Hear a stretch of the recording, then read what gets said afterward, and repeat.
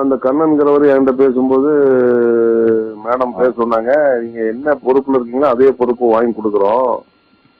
அப்புறம் 200 வார்டு சென்னையில இருக்கு, நீங்க எந்த வார்டுல இருக்கிறீங்களோ அந்த வார்டு கேட்கிற வார்டு உங்களுக்கு வாங்கி கொடுக்குறோம். அப்புறமா நீங்க செயல்பாடுகளை வச்சுக்கிட்டு நம்ம வந்து எம்எல்ஏ சீட்டை வாங்கிக்குவோம். மேடம் வந்து உங்ககிட்ட பேச சொன்னாங்க அப்படின்னு சொல்லி அந்த கண்ணன்கிறவர் பேசினாரு. நீங்க சொல்றேன், நல்ல ஆஃபர், அருமையான வாய்ப்பு, ஏன் வேணான்றீங்க?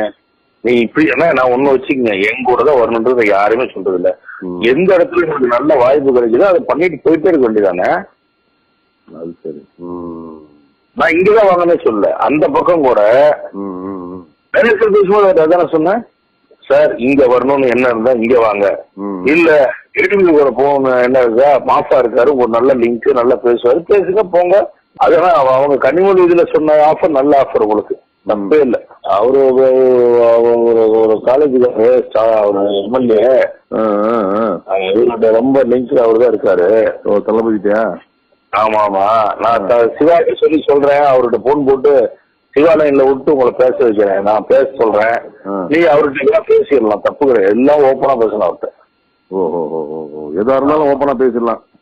எதா இருந்தாலும் எதா இருந்தாலும் நீங்க ஓப்பனா பேச. நாளைக்கு ஒண்ணுனாக்கா தளபதிக்கு சொல்லுன்னு சொல்றதுக்கு அவர்தான் வச்சு சொல்ல முடியுமா அதுக்காக. ஓ சரி சரி சரி சரி சரி.